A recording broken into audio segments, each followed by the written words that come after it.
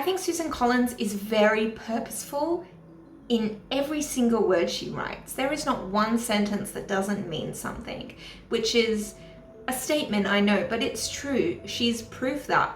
In the first Hunger Games book, it says, you know, we've only ever had 2 victors. Haymitch is the only one left alive.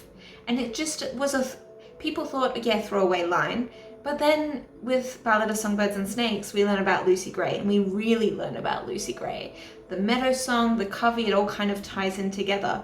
So why then would she say, on page 150 of the Hunger Games, she says, Caesar Flickerman, the man who has hosted the interviews for more than 40 years, bounces onto the stage. It's a little scary because his appearance has been virtually unchanged during all that time. Same face, under a coating of pure white makeup, same hairstyle that he dyes a different color for each Hunger Games, same ceremonial suit, midnight blue dotted with 1,000 tiny electric bulbs that twinkle like stars. Why would she say that? Why would she make a point to let everyone know that he's so good at his job, he's so good at controlling the narrative, that he's been doing it for over 40 years?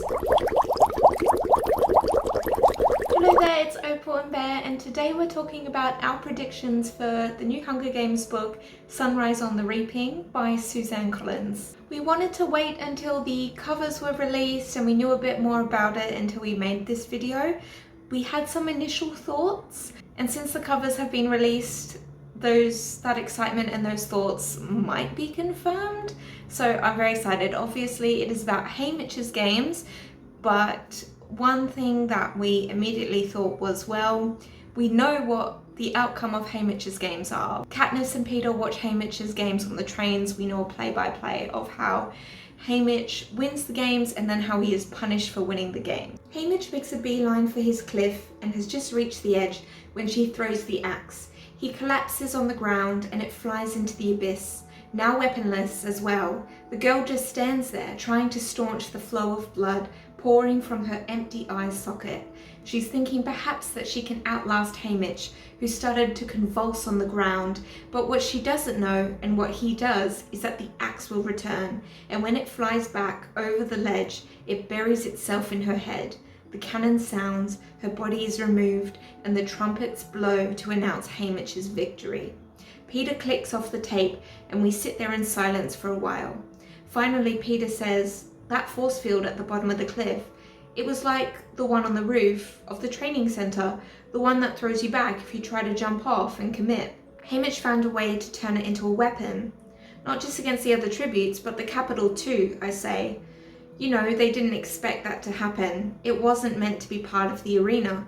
They never planned on anyone using it as a weapon. It made them look stupid that he figured it out. I bet they had a good time trying to spin that one. Bet that's why I don't remember seeing it on television. It's almost as bad as Us and the Berries." I can't help laughing, really laughing, for the first time in months. Peeta just shakes his head like I've lost my mind, and maybe I have, a little. "Almost, but not quite," says Haymitch from behind us. I whip around, afraid he's going to be angry over us watching his tape, but he just smirks and takes a swig from the bottle of wine. So much for sobriety. I guess I should be upset he's drinking again, but I'm preoccupied with another feeling. I've spent all these weeks getting to know who my competitors are without even thinking about who my teammates are. Now, a new kind of confidence is lighting up inside of me because I think I finally know who Haymitch is, and I'm beginning to know who I am, and surely 2 people who have caused the capital so much trouble can think of a way to get Peeta home alive.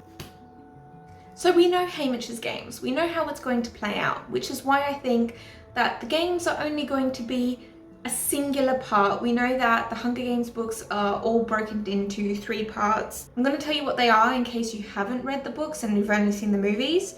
The Hunger Games are the tributes, the games, the victor. Catching Fire is the spark, the quell, the enemy. Mockingjay is the ashes, the assault, the assassin. And Songbirds, the parts were also reflected in the movie, the mentor, the prize, the peacekeeper. Suzanne Collins is one for poetic symmetry, so it's a safe bet that Sunrise on the Reaping will have 3 parts as well.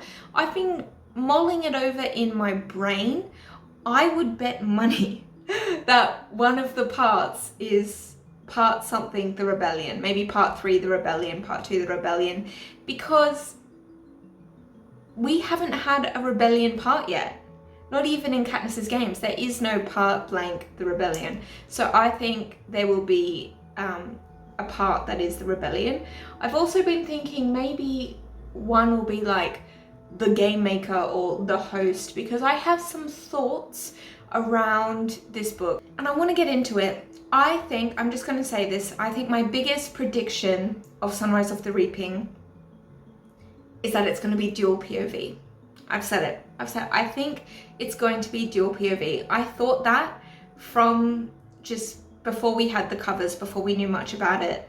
When Suzanne Collins said, with Sunrise on the Reaping, I was inspired by David Hume's idea of implicit submission, and in his words, the easiness with which the many are governed by the few. The story also lent itself to a deeper dive into the use of propaganda and the power of those who control the narrative. The question, real or not real, seems more pressing to me every day.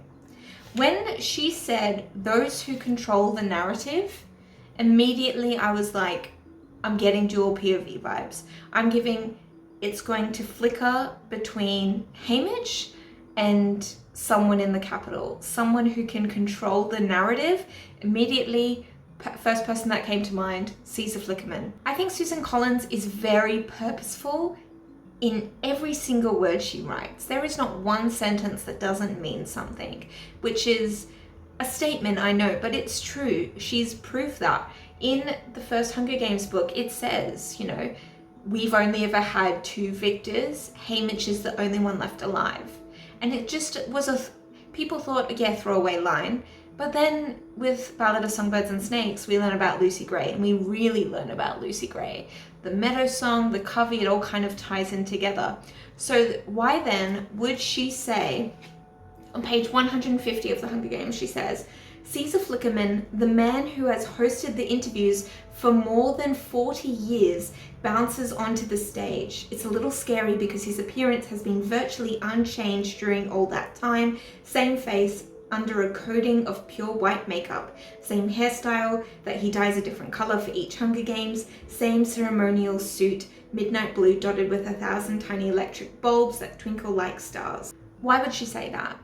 Why would she make a point to let everyone know that he's so good at his job, he's so good at controlling the narrative, that he's been doing it for over 40 years? So he definitely could make an appearance, and I feel like in my soul that he's the perfect person to make an appearance because he's so morally flexible.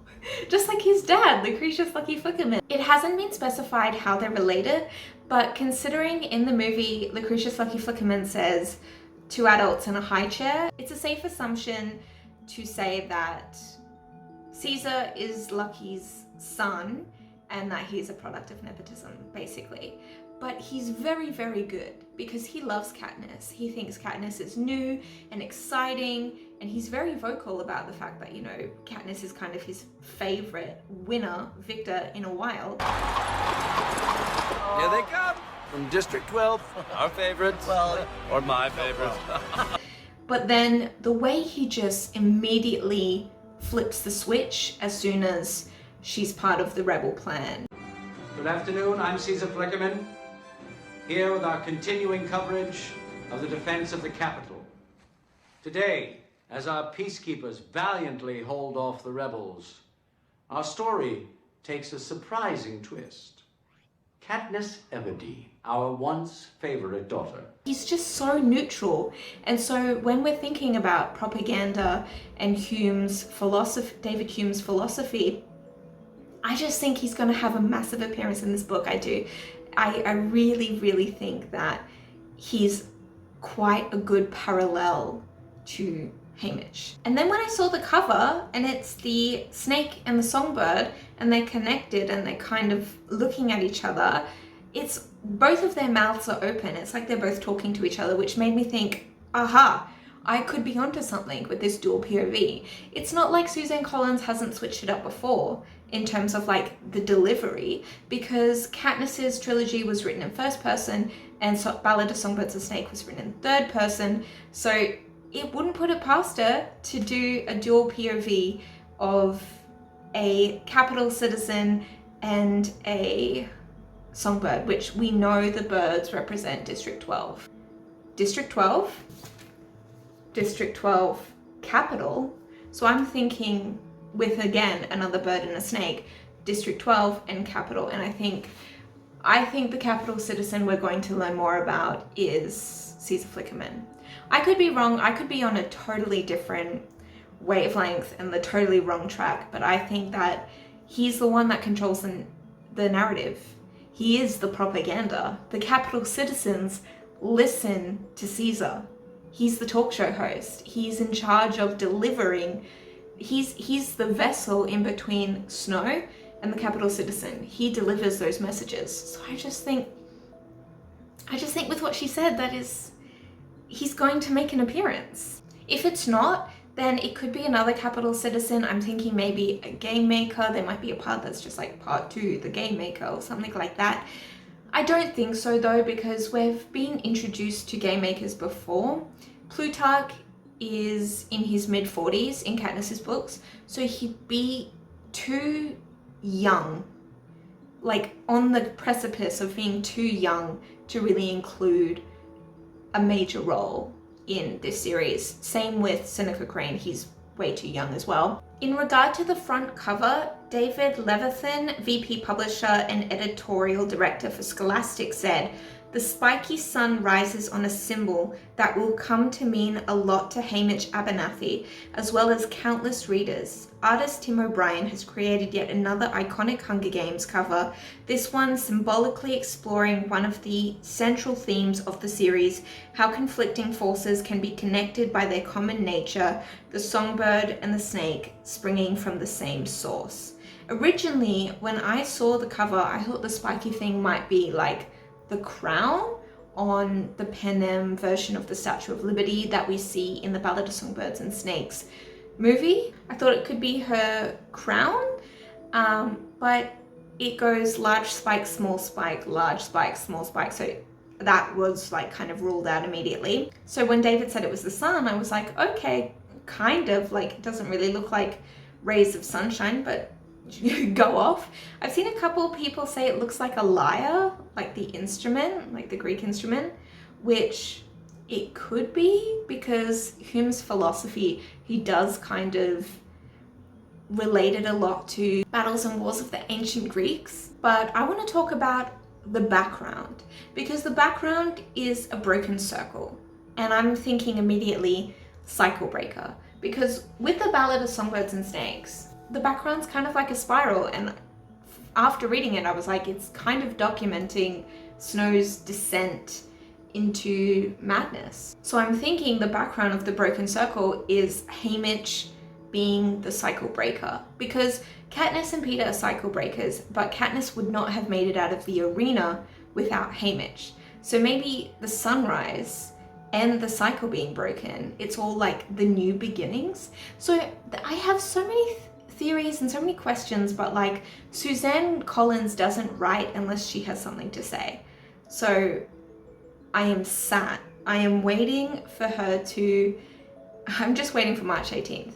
I need this book in my hands immediately. I've always been a fan of Hamish, and just his entire character of being a survivor who I just know tried so hard those first couple of years, mentoring those kids, trying to get them to the finish line. No one having that drive and the courage to kind of push the rules, because the only way you can win the games is by pushing back the rules and pushing the boundaries. And Katniss is the first of his tributes who's been able to do that, but he's lost so many. And this is not shown in the movies, but in the books, Hamish actually sits down at the end with Peeta and Katniss, and Peeta, because he's artistic, is doing the painting, and Katniss is doing a book, and they're putting together a scrapbook, and Hamish goes through and he remembers all of their names. Every kid he ever mentored, he remembers all of their names and what they look like, and he describes them to Peeta so that he can paint them so that their stories are not lost or forgotten. He's so sensitive, but he's so rough on the outside, because he self-medicates with alcohol to combat the trauma of his games. So it'll be interesting to see if there is a time skip to the rebellion or to Katniss and Peter's reaping, how alcohol plays an important part of his story, because we know that, and when that starts, I would assume it starts almost immediately when his family and his girlfriend are murdered for his rebellion in the games. So he's kind of made out to be the example.